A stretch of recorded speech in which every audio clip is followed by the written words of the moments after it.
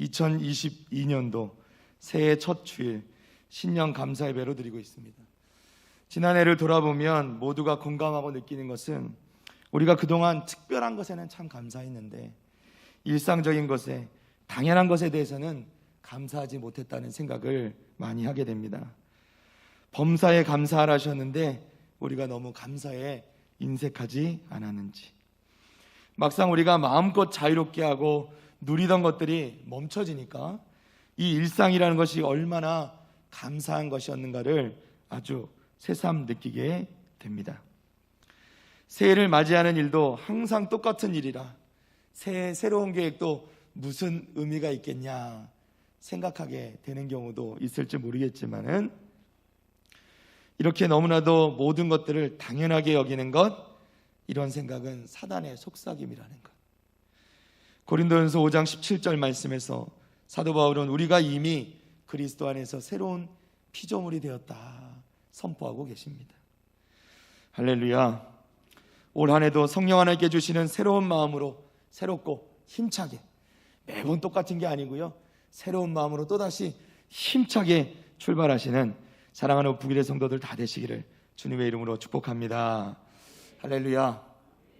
새해 첫 주일 어떤 말씀을 나눌까 할 때에 히스기야에 관한 말씀을 함께 나누게 되었습니다. 오늘 본문에 등장하는 이 히스기야는 남유다 나라의 제13대 왕이고 25세의 왕이 되어서 29년 동안 이 남유다를 통치한 선왕, 훌륭한 왕이었습니다. 그런데 오늘 본문인 25장 1절 말씀에 보면 이런 히스기야의 죽음에 대해서 말씀하고 있습니다. 열왕기하 20장 1절 말씀입니다. 그때 히스기야가 병들어 죽게 되매 아모스의 아들 선지자 이사야가 그에게 나와서 그에게 이르되 여호와의 말씀이 너는 집을 정리하라, 네가 죽고 살지 못하리라 하셨나이다. 아멘. 그때라고 말씀합니다. 이 그때라는 말이 어떤 때인가를 먼저 좀 설명하고 이 말씀을 풀어나가야 될 것 같습니다. 히스기야가 남유다의 왕으로 즉위한 지 6년째 되던 해에 그의 나이 31살 때 북쪽의 이스라엘 나라가 아수르에 의해서 완전히 멸망을 당하게 됩니다. 물론 남유다는 여전히 건재했지만 이 사건으로 말미암아 히스기야는 적지 않은 충격을 받았습니다. 히스기야는 북이스라엘의 멸망을 목격하면서 하나님의 말씀대로 살지 않으면 안 되겠다는 생각을 하게 된 것이죠.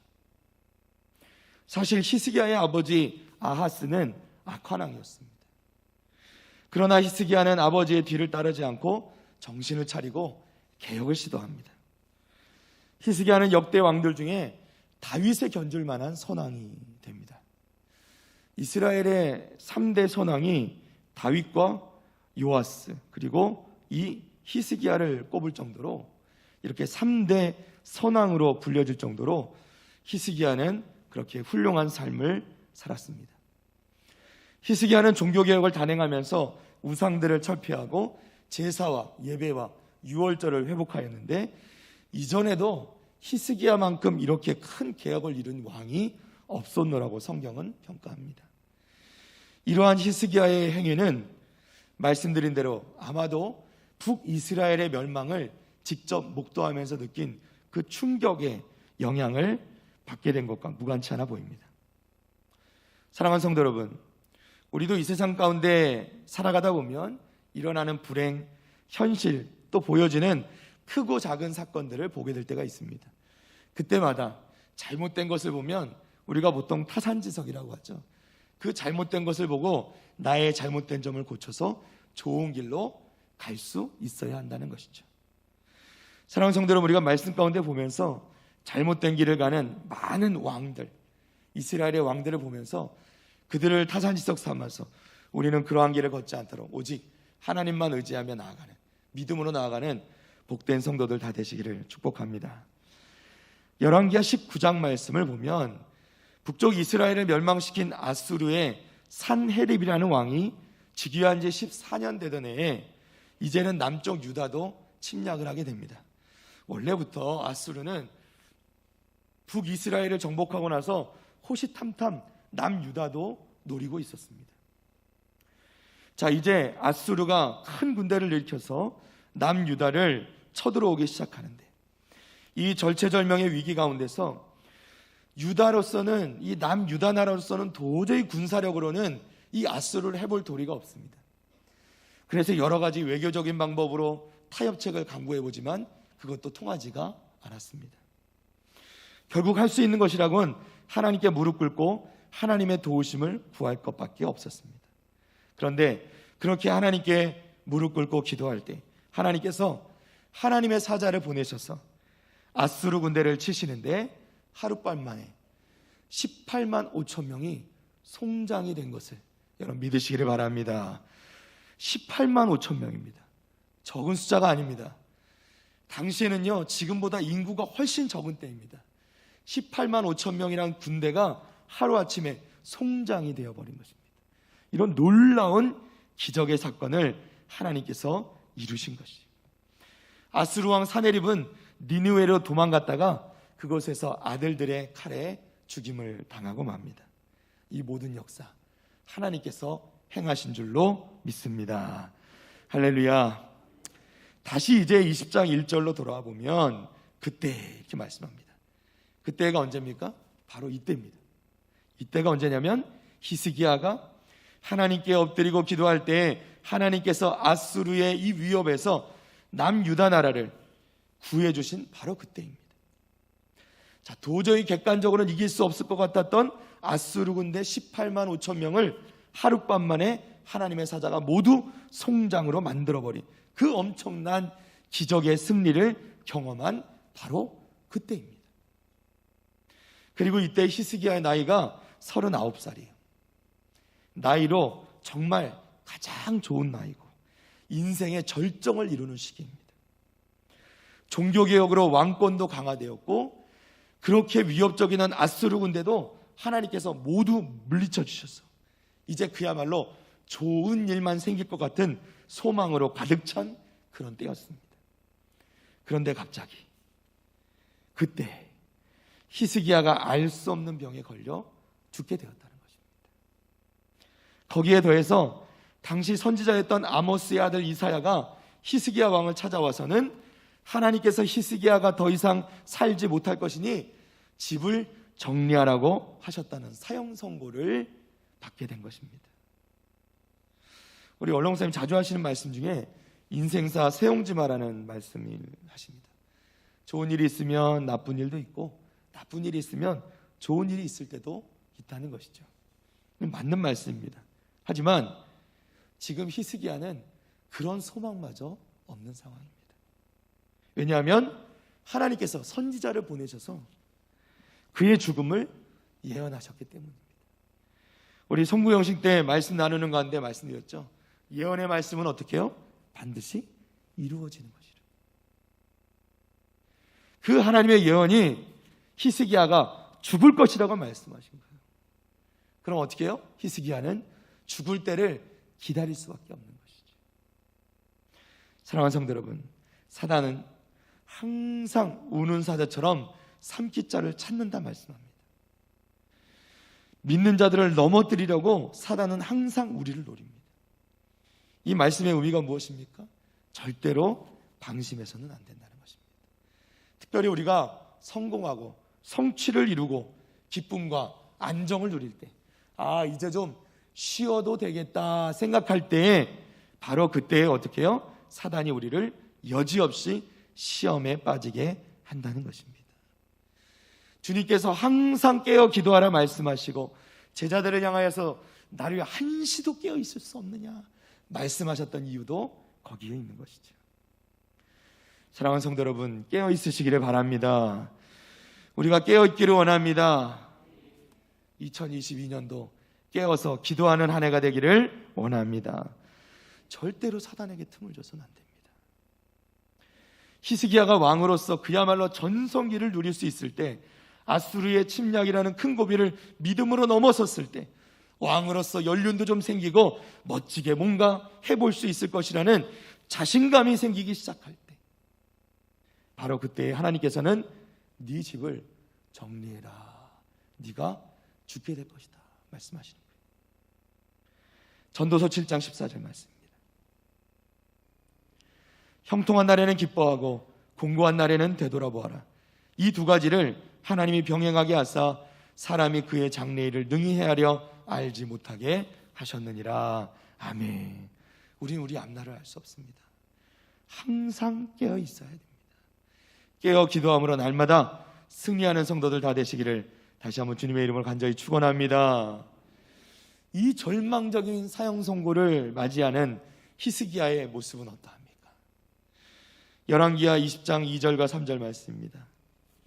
히스기야가 낯을 벽으로 향하고 여호와께 기도하여 이르되 여호와여 구하오니 내가 진실과 전심으로 주 앞에 행하며 주께서 보시기에 선하게 행한 것을 기억하옵소서 하고 히스기야가 심히 통곡하더라. 아멘. 인간적인 방법이 아니라 히스기야는 이 사형 선고를 받자마자 그 낯을, 즉 얼굴을 벽으로 향하고 기도하기 시작합니다. 낯을 벽으로 향했다는 것은 그야말로 배수의 진을 치는 것이죠. 세상을 등지는 것입니다. 하나님을 보는 것입니다. 의사, 약, 살아나는 다른 방법, 어떤 수단 찾지 않고 그냥 세상을 등지고 하나님께 기도하기 시작한 것입니다. 히스기야는 방향을 잡았는데요, 그 방향이 세상을 향하여서가 아니라 하나님을 향하여 방향을 잡았다는 것입니다. 이것이 지혜죠. 이것이 믿음입니다. 아니, 하나님께서 죽을 것이다 말씀하셨는데 의사를 보면 어떡합니까? 하나님을 보는 것이 맞는 것이죠. 세상 것들로 되는 것이 있지만은 안 되는 것도 있습니다. 하나님께서만 하실 수 있는 것이 있다는 것입니다. 그때는 우리는 어떻게 해요? 하나님을 향하여 기도해야 되는 줄로 믿습니다. 그리고 히스기야는 어떻게 합니까? 심히 통곡합니다. 그냥 기도가 아니라 통곡하며 울면서 기도했다는 것입니다. 사랑하는 성도 여러분, 우리 하나님께서는 눈물의 기도를 들으시는 것을 믿으시기 바랍니다. 여러분, 하나님 앞에서 울면서 기도해 보신 적이 언제십니까? 우리의 기도에 눈물이 있기를 바랍니다. 왜 눈물이 없습니까? 나를 내려놓지 못해서 그렇습니다. 여전히 내 생각, 내 계획, 내 뜻, 그것이 살아있고 남아있으니까 눈물이 나지 않는 것이지. 나를 내려놓지 못해서 하나님께 기도하면서 아직도 내 방법, 내 계획, 내 생각대로 되어지기를 구하고 있으니까 우리 기도가 냉랭해지는 겁니다. 우리가 정말 절박해지면, 우리가 그렇게 눈물을 흘려 하나님만 붙잡고 기도하면서 하나님 아니면 안 됩니다, 기도했던 그때로 돌아갈 수 있으면, 사랑하는 성도 여러분, 우리에게 눈물의 기도가 회복되게 될 줄로 믿습니다. 열왕기하 20장 3절 말씀입니다. 여호와여 구하오니 내가 진실과 전심으로 주 앞에 행하며 주께서 보시기에 선하게 행한 것을 기억하옵소서 하고 히스기야가 심히 통곡하더라. 아멘. 히스기야가 통곡하며 기도하는데, 히스기야는 기도하면서 자신이 주 앞에 행한 것을 하나님께서 기억하옵소서 이렇게 간구합니다. 히스기야의 기도 가운데 우리는 이렇게 하나님 앞에 고할 수 있을까 돌아보게 됩니다. 하나님께서 우리의 삶의 모습을 다 아시는데, 그리고 사형 선고를 받은 이 절망의 순간에 하나님께 정말 이렇게 고백할 수 있을까? 하나님, 제가 사는 모습을 알지 않습니까? 제가 하나님을 어떻게 섬겼는지 아시지 않습니까? 우리가 이렇게 고백할 수 있습니까? 제가 이전에 서울의 목동에 있는 어느 교회에서 부목사로 섬길 때였습니다. 당시 이 교육부서 중에 소년부를 섬기던 부장집사님이 갑자기 소천을 하시게 되었습니다. 저는 이제 초등부라는 부서를 섬겼고 소년부를 섬기던 부장집사님이셨는데 갑작스럽게 이렇게 돌아가시게 됐어요. 사업을 하시던 분이셨는데 추운 겨울이었습니다. 새벽기도 마치시고 사무실에 들렀다 오시겠다고 나가신 분이 돌아오지 않아서 가족들이 이상해서 찾아가 보았더니 그 사무실 앞에서 쓰러진 채로 그대로 심장이 멈춰서 소천하시게 된 것입니다. 나이는 50대 초반이셨어요. 아들이 둘 있는데 고3짜리와 고1짜리. 이렇게 어려서 정말 너무나도 안타까운 상황이었습니다. 그런데 저는 이분의 장례식이 너무나도 인상 깊어서 지금도 기억합니다. 이분이 교육부서는 부장님으로, 교구에서는 목자로, 이외에도 맡으신 것이 많았어요. 그러다 보니까 위로예배부터 입관예배, 발인예배, 하간예배까지 이분이 관여한 부서들이 많으니까 그 목사님들이 다 설교를 나눠서 하시는 거예요. 다 다른 목사님이 설교를 하시는 거예요. 그런데 위로예배를 맡으신 목사님이 말씀을 전하시다 우십니다. 하나님, 왜 이 집사님이십니까? 왜 이 집사님을 데려가십니까? 입관 예배 맡으신 목사님이 또 옵니다. 하나님, 왜 이 집사님이십니까? 심지어 발인 예배를 맡으신 담임 목사님도 오십니다. 하나님, 왜 하필 이 집사님을 데려가십니까? 하나님께서 물론 이 집사님을 사랑하셔서 부르신 것도 알겠고, 또 우리에게 영원한 생명의 소망이 있기에 소망 가지고 이겨내야 되는 건 아는데도 다른 사람도 아니고 목사님들이 다 우시는 거예요. 저는 제가 경험한 장례 중에 가장 많은 목사님들이 설교를 하셨고 가장 많은 목사님들이 다 우시는 장면을 보았습니다. 물론 저도 울었습니다. 그런데 이 장례식을 통해서 이분의 삶이 보이더라고요. 아, 이분이 이렇게 사셨구나. 이렇게 사셨구나. 저도 모르게 고개가 숙여졌습니다.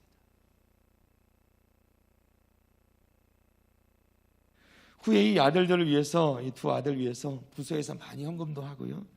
이 큰아들은 결국 신학교에 가게 되고 교회에서 이 아들에게 장학금을 전액 다 지원했습니다. 사랑하는 성도 여러분, 저는 그 순간에 이 집사님과 같은 삶을 살고 싶다는 생각이 들더라고요. 모두가 아쉬워하고 모두가 나를 위해서 울어줄 수 있는 삶, 무엇보다도 하나님께서 들어주시는 삶, 히스기야 같은 삶, 이런 삶이 우리의 삶이 되기를 원합니다. 정말 우리가 하나님께 기도할 수 있을 때, 하나님, 저를 봐서라도 내 자녀를 좀 살려주십시오, 이렇게 기도할 수 있기를 바랍니다. 우리 자녀들이요, 하나님, 우리 어머니의 기도를 생각하시고 저를 좀 용서해 주십시오. 하나님, 우리 아버지의 기도를 생각하셔서 저를 좀 살려주십시오. 이렇게 의지가 될 수 있는 그런 아버지, 어머니가 될 수 있기를 바랍니다. 물론 이러한 삶이 하나님께서 우리의 기도를 들으시는 조건은 분명 아닙니다. 하나님께서 우리 연약함을 잘 아시는 분이시기 때문에 우리의 있는 모습 그대로 하나님께 나오기를 원하시죠. 기도하는 것이 더 중요합니다. 그럼에도 불구하고 이렇게 말할 수 있는, 이렇게 고백할 수 있는 이 삶이 정말 사모하게 되더라고요. 히스기야가 이렇게 간절히 기도할 때 그 결과가 무엇이었습니까? 오늘 본문의 말씀이죠. 열왕기하 20장 4절에서 6절까지 말씀입니다. 이사야가 성읍 가운데까지도 이르기 전에 여호와의 말씀이 그에게 임하여 이르시되, 너는 돌아가서 내 백성의 주권자 히스기야에게 이르기를, 왕의 조상 다윗의 하나님 여호와의 말씀이 내가 네 기도를 들었고 네 눈물을 보았노라. 내가 너를 낫게 하리니 네가 3일 만에 여호와의 성전에 올라가겠고 내가 내 날에 15년을 더할 것이며 내가 너와 이 성을 아수르 왕의 손에서 구원하고 내가 나를 위하고 또 내 종 다윗을 위함으로 이 성을 보호하리라 하셨더라. 아멘. 하나님께서는 히스기야의 기도를 들어주셨습니다. 히스기야에게 죽음을 예언한 선지자, 말씀드렸죠? 예언하면 이루어져야 되는데 하나님께서 그 말씀하신 그 예언을 번복하면서까지 하나님께서 이 히스기야를 살려주셨습니다.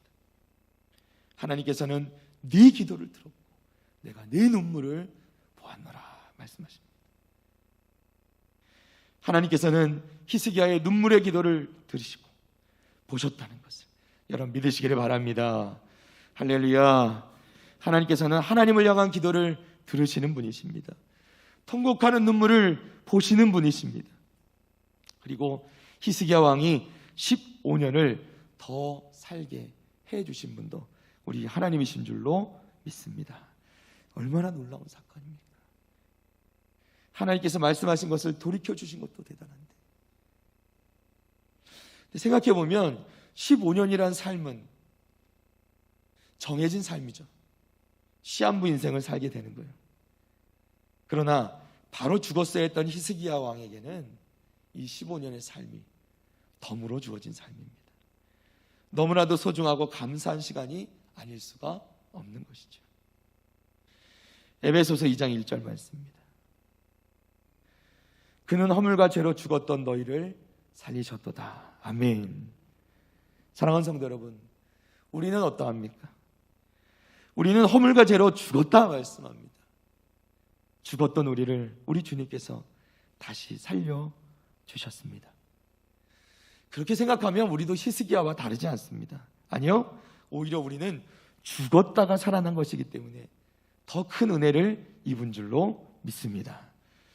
그리고 우리도 길면 80년, 90년 그 정해진 시간을 히스기야처럼 시한부 인생으로 살아가는 것 아니겠습니까?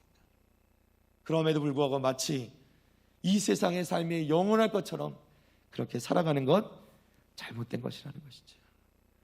우리도 마땅히 우리에게 주어진 이 시간을 히스기야가 그라이듯이 감사히 알고 그렇게 살아야 될 줄로 믿습니다. 열왕기하 20장 6절 말씀입니다. 내가 네 날에 15년을 더할 것이며 내가 너와 이 성을 아스루 왕의 손에서 구원하고 내가 나를 위하고 또 내 종 다윗을 위함으로 이 성을 보호하리라 하셨더라. 아멘.